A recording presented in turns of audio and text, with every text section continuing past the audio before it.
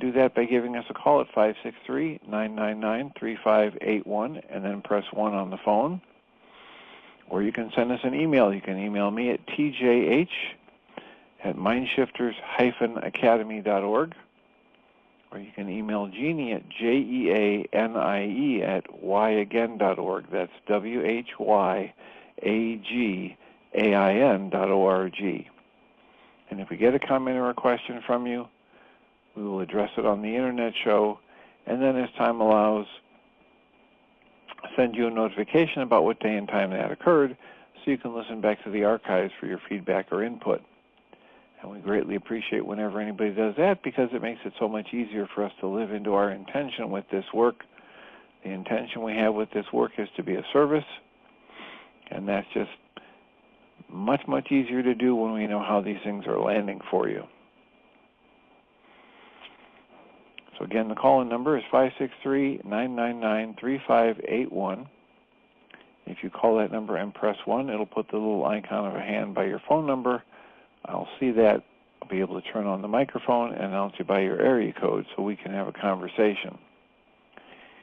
We were not able to have a show yesterday because Blog Talk Radio was having technical difficulties. So we're grateful to everyone who's soldiering on, so to speak, and keep showing up so that we can keep the discovery going, keep the questioning going. I've been working through a book titled The Revenge of the Tipping Point. And this is a book by Malcolm Gladwell. And Malcolm Gladwell has written a variety of books that have really strongly been, they've positively affected many, many people's lives. Books like Blink and Outliers and Tipping Point. And this most recent book is titled The Revenge of the Tipping Point. And the subtitle is Overstories, Super Spreaders, and the Rise of Social Engineering. And one of the critical pieces about this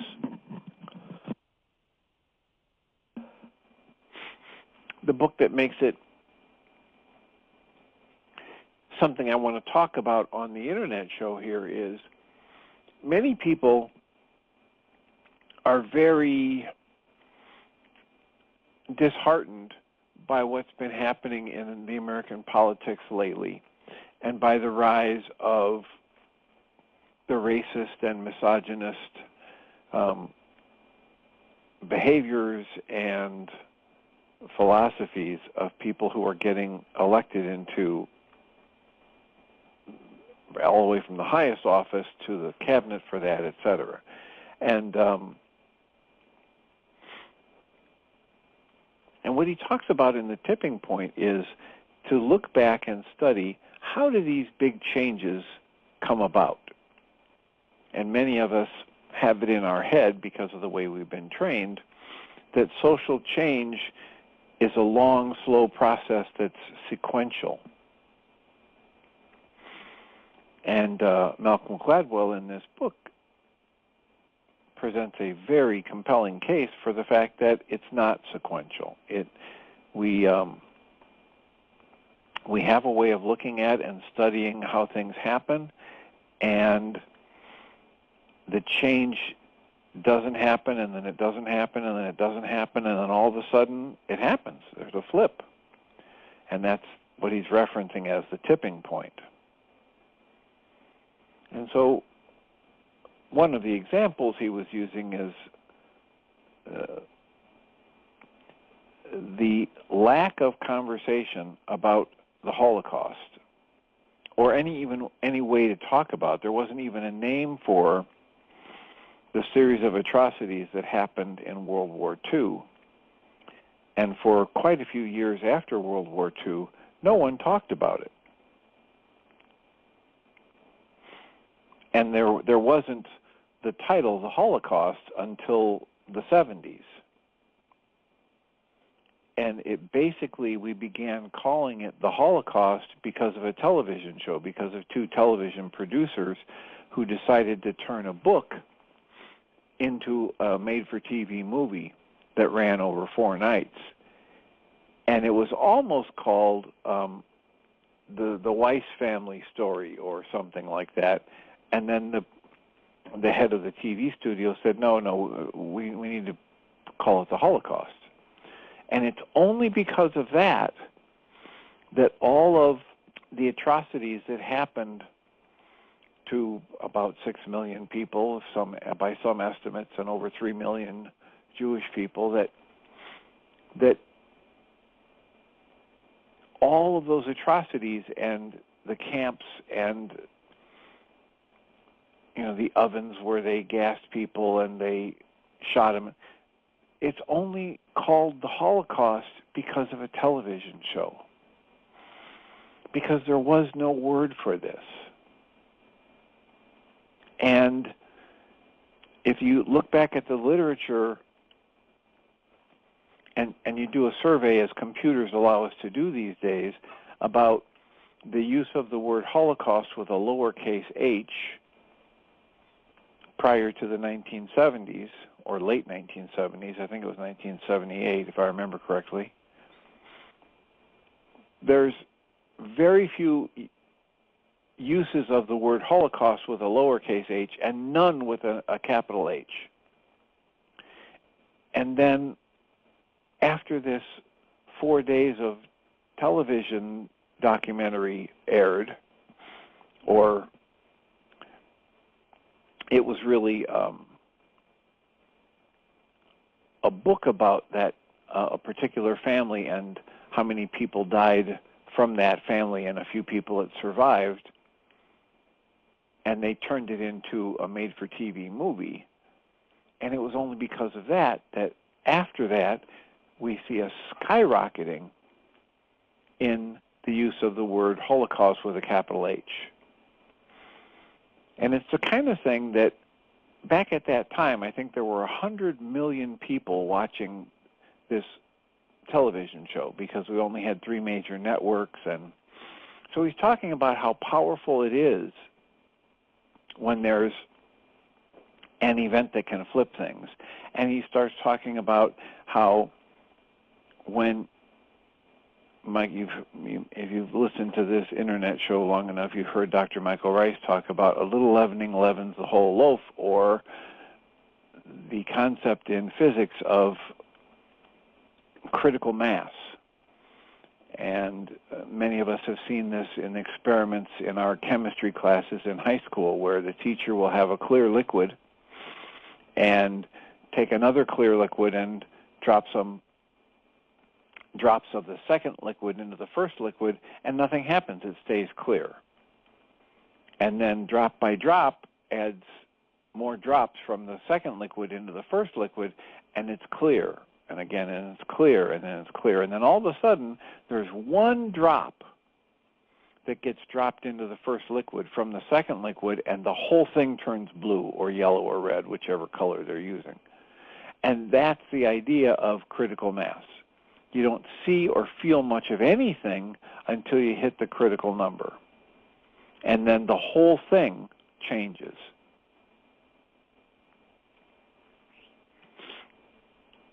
The reason he's talking about this is because so many people are feeling despondent about the direction things are heading and going backwards in terms of people's rights and liberties, etc. And his point is, you don't need to panic, that we've been moving in the right direction in different ways and times, and there'll be some setbacks, but all of a sudden things do flip and change. And the people that study it, that want it to happen, miss some of the critical pieces that add up to that critical mass, or the most important pieces that add up to the critical mass that cause the change. One of the examples he uses is the idea of the Holocaust. Another one is the idea of gay marriage. And right before gay marriage was solidified as a right nationwide, there was a whole wave of states putting it in their constitution that marriage is just between a man and a woman. And there was almost no recognition that someone who had the homosexual preference could have a loving, stable relationship, that they were actually people loving other people or having strong affection for and commitment to and committed relationships with other people. The fantasy that had been put out in literature and that had been put out by several so-called experts of sexuality was that if you were homosexual, you were incapable of having a committed relationship. And it was only after that portrayal of people who had a proclivity for same-sex attractions that they could be intelligent, that they could be successful, that they could be well-rounded people, that they could have long-term relationships. It was only after that began to be portrayed in television and exposed to millions of people, maybe again 100 million people, because that's the way that networks, we only had 3 networks. You didn't have all the cable stations and internet that you have now. So this idea was presented to people, and they opened up to the fact that, yeah, you know what, I do know somebody who has this sexual attraction to same-sex people, and they're lovely people, and they have had a long-term stable relationship. And it got into what they call the zeitgeist, or the global sense of awareness in our culture, and far faster than anybody imagined, it flipped. So the point he's trying to make is there's a lot of good going on out here, and it's moving in different directions that the experts and the people that study it and the people that fret and wring their hands over it and generate so much fear about it do not see. They don't see it coming. And there's plenty of reason to just keep doing the next right thing and avoiding the fear and quit buying into the panic. So there's a lot of good in that book, The Revenge of the Tipping Point. Malcolm Gladwell is quite an intellect, and he has a tremendous talent for analyzing things and seeing the patterns and being very critical about it. So it's not just a fanciful idea that's put out there as though it's the truth. These are things that can be observed, things that have happened, and to identify those patterns can be very useful, especially if we want to choose to apply it in our lives in a way that dismantles fear and leaves the space open for us to choose for love, choose for peace, choose for calm, etc. So 563-999-3581. If you call that number and press 1, I'll see the little hand go up and we can have a conversation.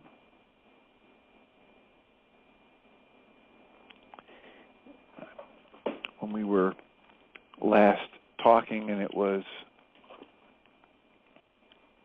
Monday, I was looking back at the book, The Way of Mastery, and I'd finished reading Lesson 33. And Lesson 34 is titled, You Are Here to Extend the Love of God into Creation. You are here to be a part of this flow of creation and to extend your creative energy. Some call it love, the energy of creation itself, that which gave rise to you that you've never been disconnected from. This is the idea of a sense of God or creation or all that is not turned into a human being with superpowers. It's not something that has been fantasized as, the line from many people you hear in churches is that man was made in the image and likeness of God.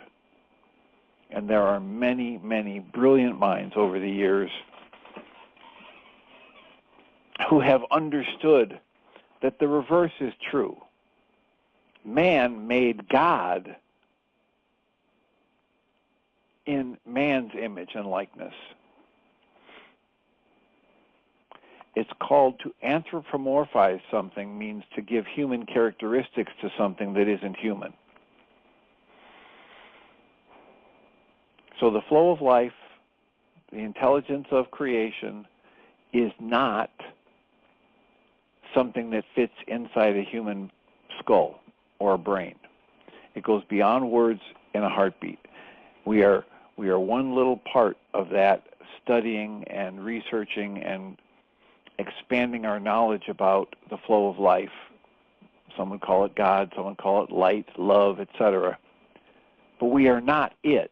We are just a part of it. And there's an old line that says, to a cow, God looks like a cow.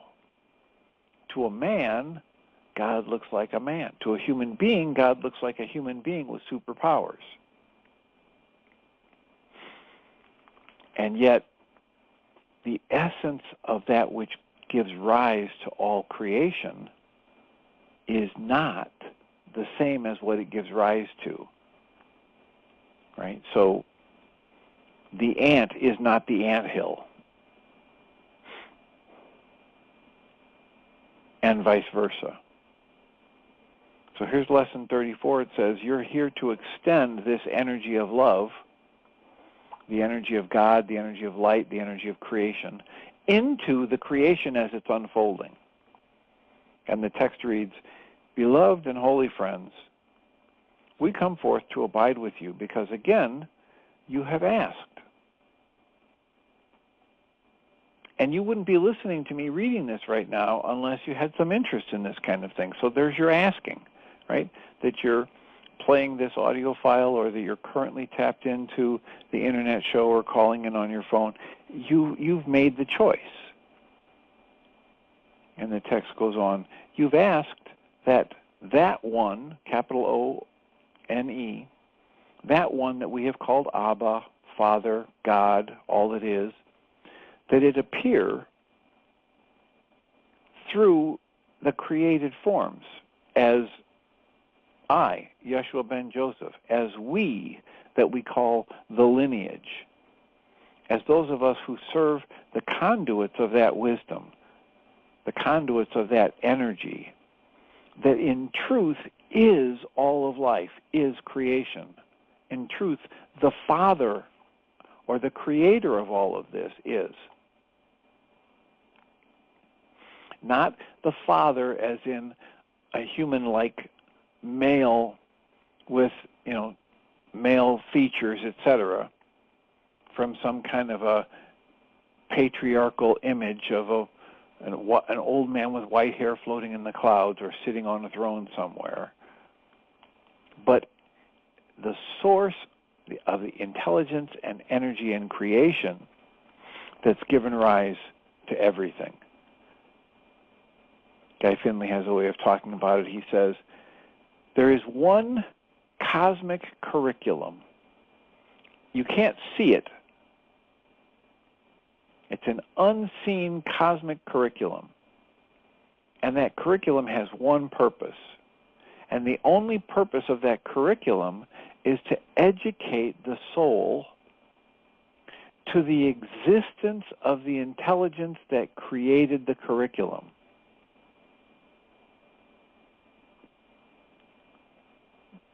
The class we're here to take, the lessons we're here to learn,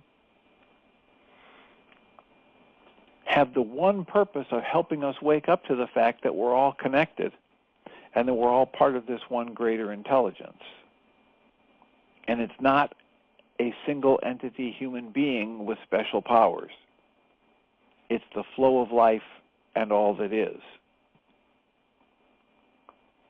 So the text here goes on and says, the Father, the source of all of this, is what you are, just like the wave is what the ocean is. Therefore, you've asked to be guided into the recognition that only the Creator exists.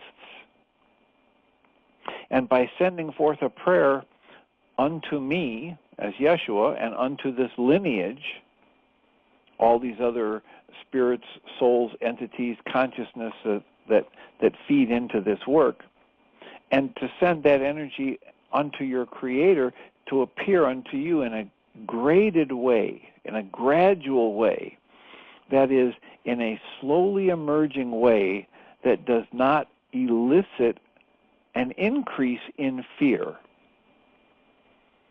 Right? If you were all of a sudden able to hear and see and feel every energy around you right now, it would explode your mind. You would not be able to comprehend. You'd be terrified. If you could all of a sudden see X-rays and gamma radiation and infrared and ultraviolet, and you could all of a sudden hear what elephants and whales hear, your mind would not be able to handle it.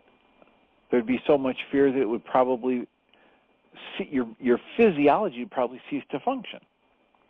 So the same thing here with awakening to an intelligence that is many trillions of trillions times more powerful than what your conscious logical mind can comprehend. It has to be a slowly emerging awakening so that it does not elicit terror. The text goes on and says, yet in truth, your prayer has been to desire the awakening from the dream of the small self into the reality that there has been nothing but this creation itself, and that you are part of that. You are that very thing that is expressing as you. Therefore, indeed, beloved friends, as that one created and birthed from the mind of Abba, even as you are created and extend the love of the Creator in the realm of form, even as that is happening, I come forth as your brother and your friend. And yet, only this one creative energy that's extending and expressing exists. We're all part of the same thing. Text goes on, I will be with you always, even unto the end of all worlds. That is, unto the end of all illusions. From that moment, creation will extend itself with perfect clarity, with perfect transparency, as the Creator merely extends the Creator in a joyous, ecstatic act of becoming those forms of creation that you experience. And it's doing so merely to celebrate and praise and extend creation itself.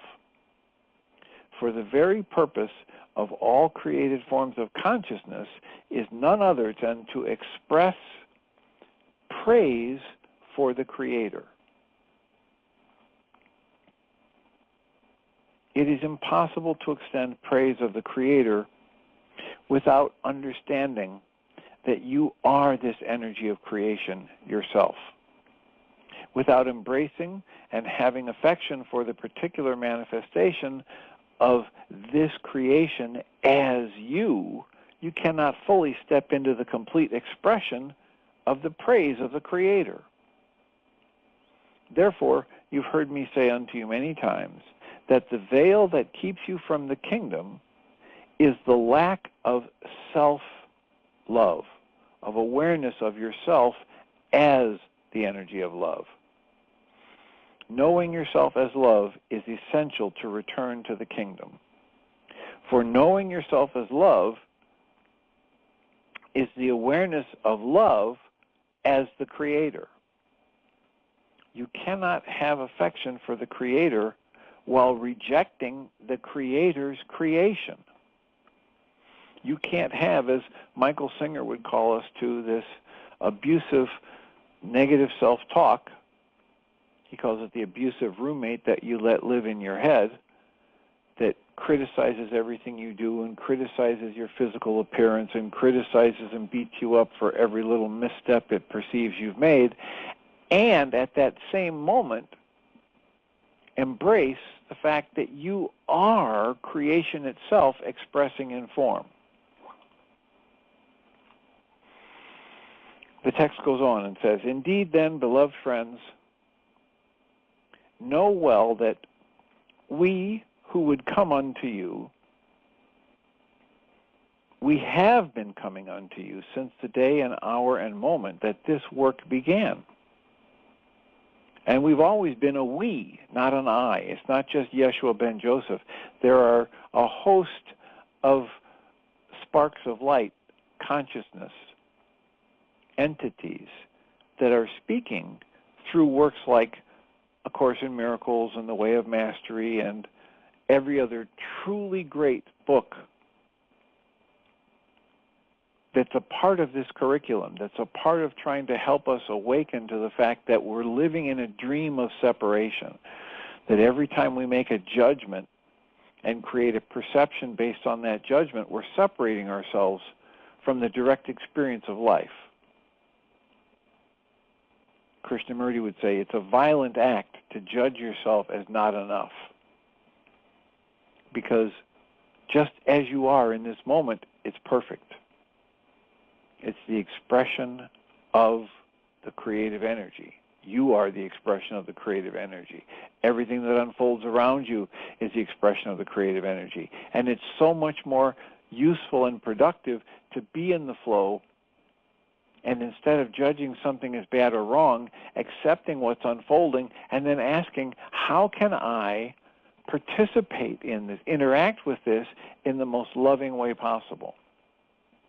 How can I extend awareness of my true nature as love to these other beings of brilliance and light that I'm interacting with, who may have either temporarily forgotten or may have yet to discover their brilliance, and yet we're all the same?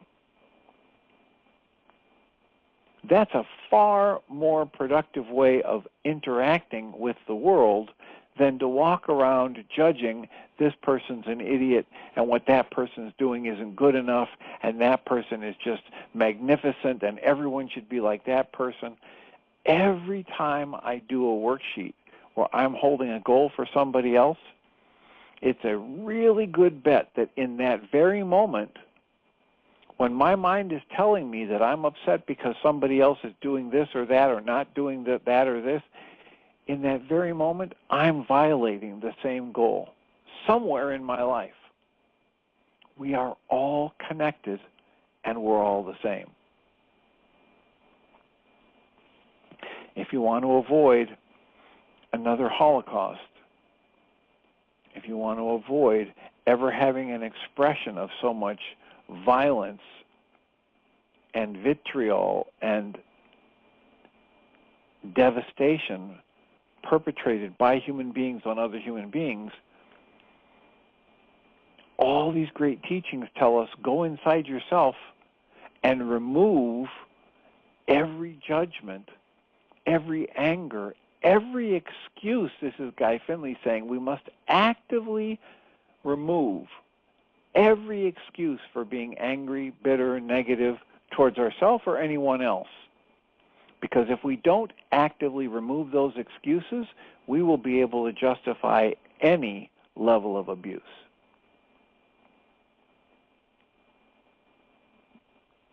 So the text here goes on and says, it's not just Yeshua ben Joseph. There's a host of people, host of entities, a host of sparks of consciousness. For there are indeed many of us who are linked together in what we call the lineage that extends far back in the history of time. It's what you might call in your scientific terms a resonance of energy that links the mind of the Creator through the epochs of time, through many individual minds, and on into this moment. It is indeed that lineage that brought forth the strand of salvation that culminated in my incarnation as Yeshua ben Joseph. The script was written thousands of years before. The linkages of energy were created, generation unto generation unto generation unto generation, culminating in the birth of me as a man who opened to the capital R reality of creation as the only true reality through which the creation itself could extend the perfect love of itself and make it visible to all offspring of creation. All the offspring of creation who were there abiding in the spell of illusion of separation. That work has never ceased. And indeed, let it be known that that work is done through the Shanti Crystal Foundation as an extension of and in collaboration with the entirety of all of that lineage, that strand of light extending from the mind of the Creator into the forms of time, with only one purpose, and the purpose is to awaken every aspect of the sonship, of the offspring of creation. And what can the offspring of creation be but the extension of the Creator into form? The extension of creation itself into that which appears as an individual.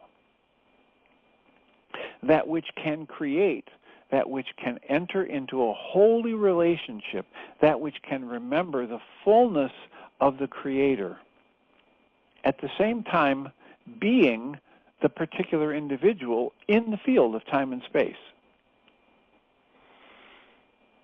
The purpose of this lineage then has never changed, and it has indeed gained in power through the practice and through adding to its numbers. Imagine a field of energy that attracts minds floating by it. As those minds begin to resonate with the message or the word of the Creator, as it is being expressed through this energy field, through this lineage, they become like unto the energy field of itself. And as one of us once said, and is still recorded in your Bible, quote, "Let that mind be in you, which was also in the one we have chosen to call our Lord.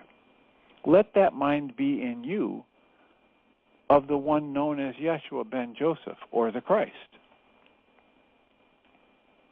When Paul wrote those words, he was referring to just this process in which you, under the spell of separation, begin to release the spell and begin to resonate with the mind of Christ. Not a person, but a level of consciousness, the mind of Christ. And you begin to take up your seat within this expanding lineage of light as a direct descendant, a direct extension of the Creator. Now, this is going to rankle anybody who's listening to it who belongs to any religion. Because religions have as their primary a foundation piece that they are drawing a circle to include a certain few and exclude the majority.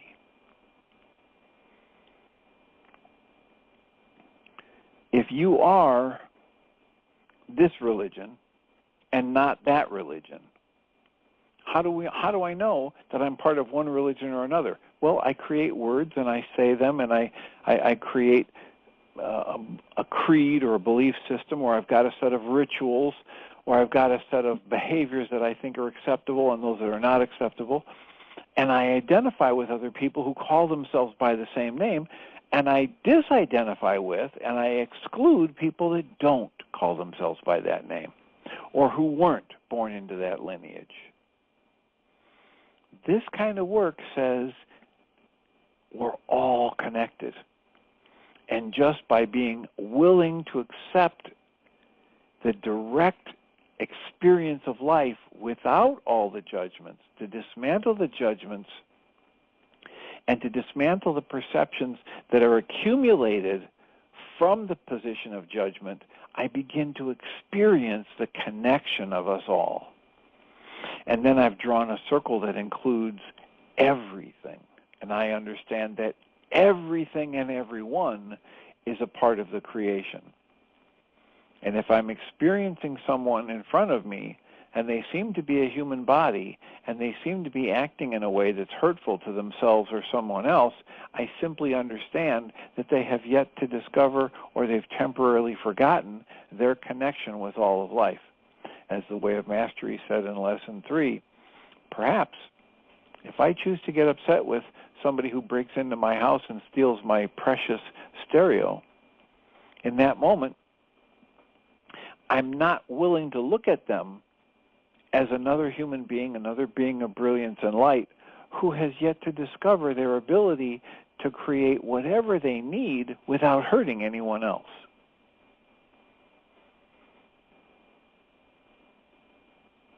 So here's the idea. This is an a-religious. It's not an anti-religious. It's just kind of the opposite of religious, without the boundaries, without the labels. I remember when Dale Allen Hoffman, we brought him to town to do a series of talks, and one of the more passionate displays he had was when he was talking about people who read books like A Course in Miracles, which ostensibly is all about love. It's all about the same things we're talking about here in the Way of Mastery. And he talked about these people he's met over the years who, if you have a different opinion about what the words on the page of the Course in Miracles mean or what it's saying, they want to beat you over the head with the book to prove they're right. And that's just the opposite of the intention of the people who promote that book. And it could easily be said it's the opposite of the intention of the entities that gave rise to that book.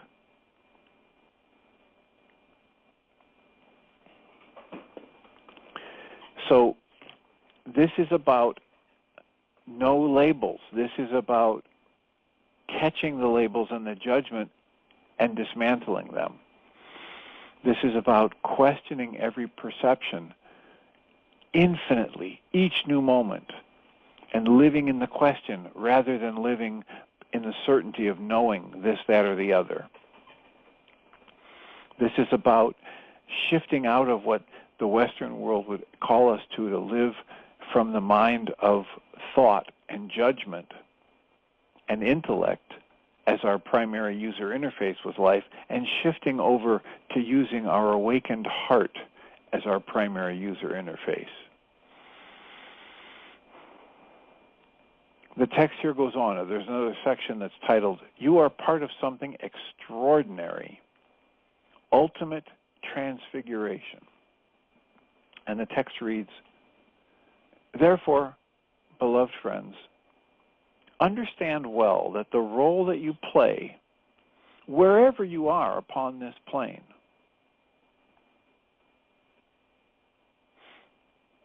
understand well the role you are playing wherever you are.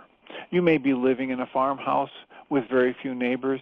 You may be living in a condominium in New York City. And yet, wherever you are about something extraordinary. If you're questioning these ideals, if you're willing to go back to Lesson 3 and understand that the greatest gift you could ever receive can only come to you if you dismantle your judgments and perceptions about everyone and everything around you.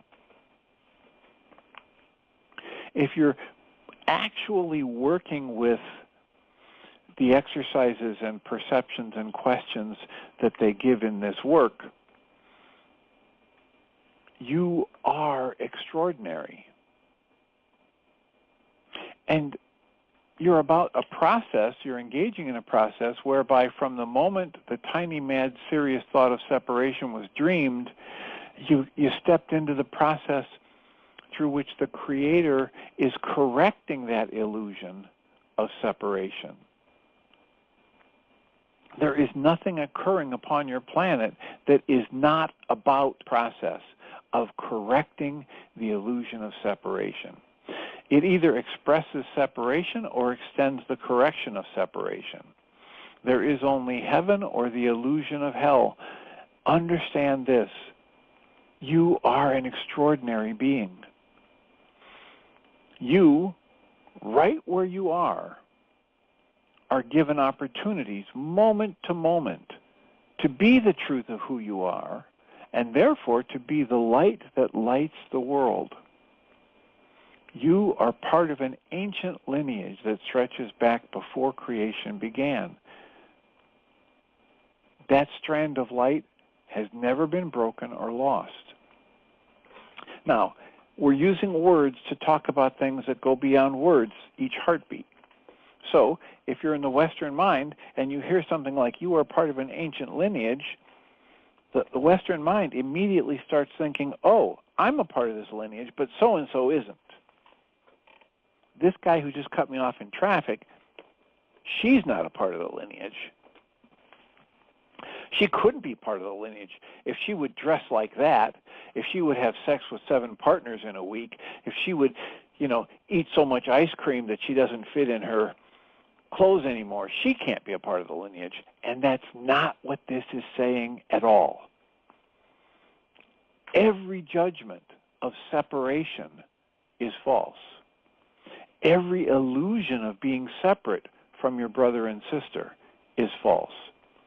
And this curriculum we're talking about leads us to awaken from the dream that we are separate from anyone or anything going on around us. The text goes on. I, as Yeshua ben Joseph, am merely the culmination of the expression of capital T, that extension of light, of creation, of the energy of creation in the field of space and time. Just as you are the extension of that light in the field of space and time. Why aren't you acting like it? Why aren't I always acting like it? There's only one reason I'm not acting like that. In the moment that I'm not acting just like the highest being ever is because I have forgotten that that's my true nature. And I'm buying into and I'm playing out and reacting from some role I've accumulated through my family of origin and my grade school and my high school times, and that's the only reason. It's just a role I'm playing. It's a forgetting that I've had. It's not that I have changed or my essence has been chipped, dented, rusted, faded, or broken in any way. You are merely the culmination of the expression of this energy of creation expressing in space and time. Yeshua is the culmination of that, and Yeshua lived, according to this story, with the direct awareness of that in his later years. So there were very few slip-ups, one might say, very few moments of going back into the dream. And it says here, from that moment, it's begun to spread out and to seep into more and more minds. And the offspring of creation are awakened to the resonance within the field of energy that is this thing we call the Christ mind, that is this level of awareness that doesn't judge, that allows all things, that trusts all things, that embraces all things, that accepts all things, and thereby transcends all things.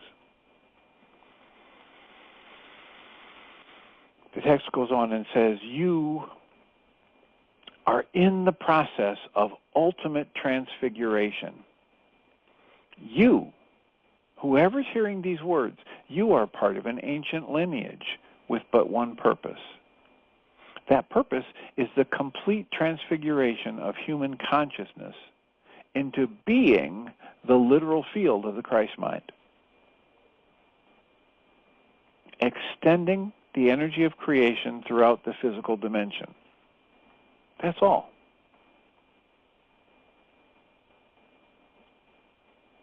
There are many extraordinary things ahead for humanity. There are many extraordinary things ahead for you.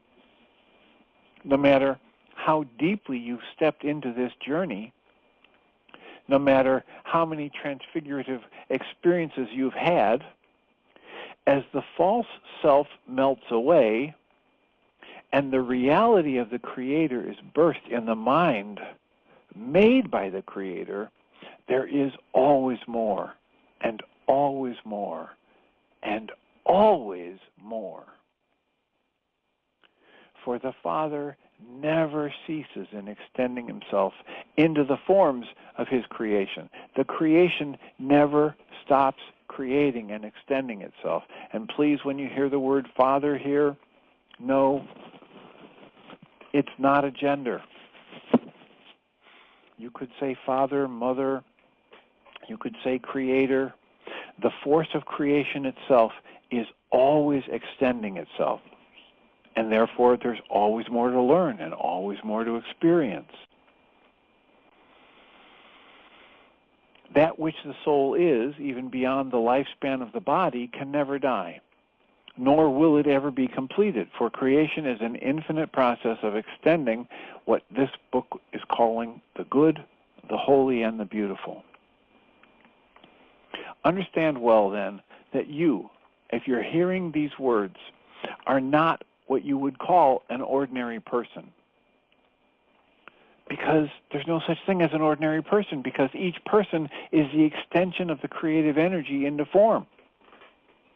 We're not talking about an ordinary person the way this culture might define an ordinary person, with such and such an income and such a sedentary lifestyle or pedantic job. Or we're not talking about that. We're talking about labeling the miracle of life as it expresses in any human being as less than, or even greater than, because they're all the same.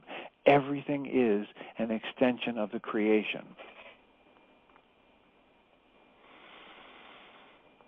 You no longer walk this planet asleep if you've gotten this far in a process like this, if you're letting some of these ideas in, if you're beginning to question every perception and judgment you've ever made. You're no longer asleep the way you were before you began a coursework like this. You might have thoughts that say, well, I'm still here, and I still don't quite get this thing about the way of knowing. And it takes my breath away to hear that there's only God and that I'm that. I can't even imagine it. The text says, so let it take your breath away and just enjoy the experience. Play with the ideas. Let yourself have a different level of experience. Let yourself interact with life from an awakened heart rather than a closed intellect. Enjoy the experience knowing that that is precisely the most perfect thing that can be occurring in this process of transfiguration. And it's a process that you are undergoing right now.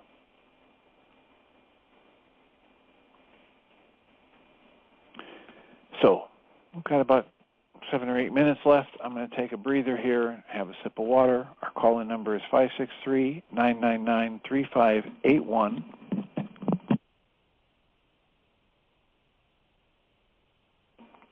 If you call that number and press 1 on your phone, you can let me know how this is landing for you. Is this making any sense?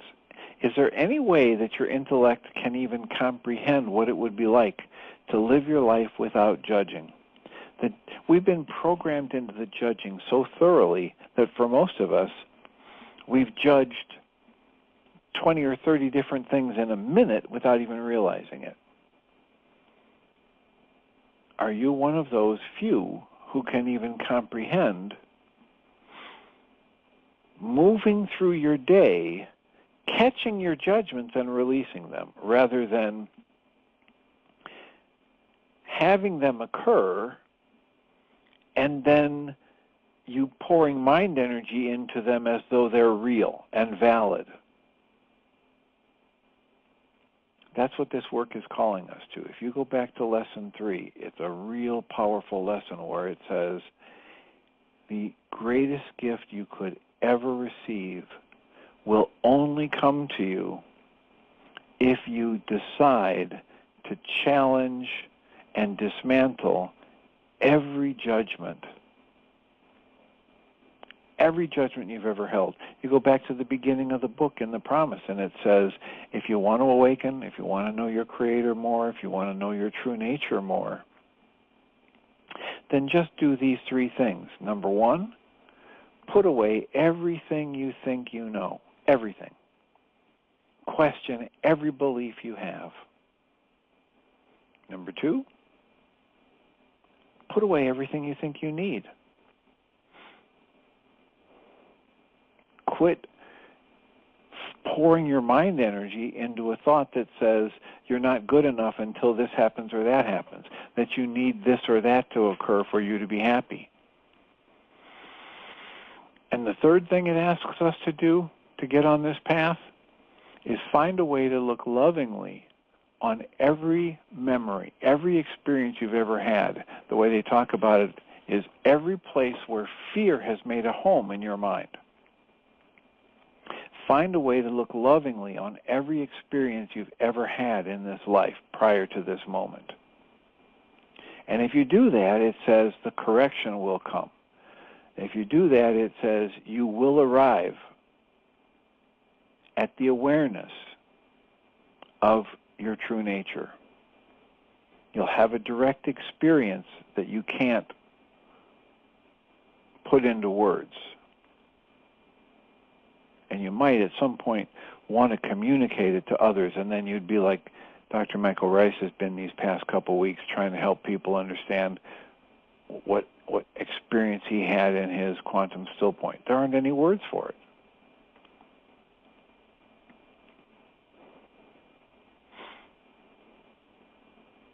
A stammering tongue,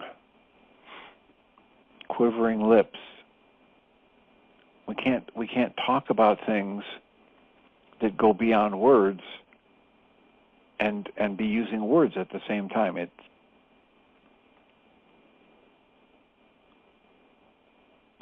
just the nature of our lives that we are restricted in what we can talk about, and yet we are not restricted in what we can experience. And that's why we have these teachings, and that's why we get together with others and work at questioning these things.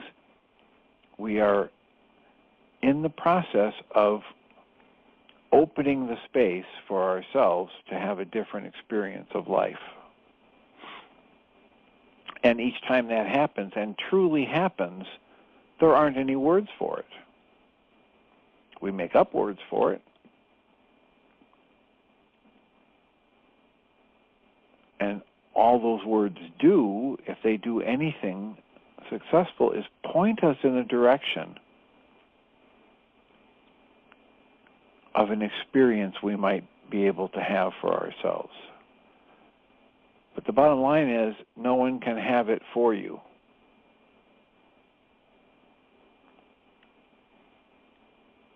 There's a place in the Way of Mastery that we've read through in a previous lesson where it says, you can borrow Yeshua's strength for a while, but eventually you're going to have to ask him, hey, put me down, quit carrying me on your shoulders so I can get on with this,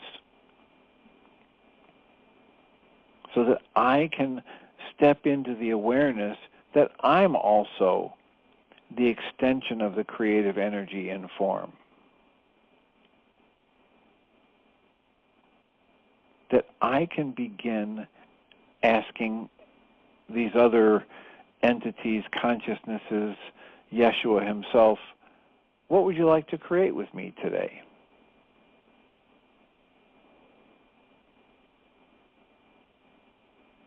And the practice that is suggested over and over again in various ways in this work is that you start interacting with life from the place of questioning rather than knowing. And that moment to moment in your life, you just witness what's arising and ask, literally asking, what's mine to do here to be a blessing to myself and others? How can I add a loving, allowing, embracing energy to this moment. And as I do that more and more, I just witness how different it is from going at life thinking, I know what life should be, and this is wrong, this shouldn't be happening, and this needs to change, and that. And the tightness and tension that I experience right before I start talking that way is just the beginning of the discomfort I bring on myself when I resist the flow of life.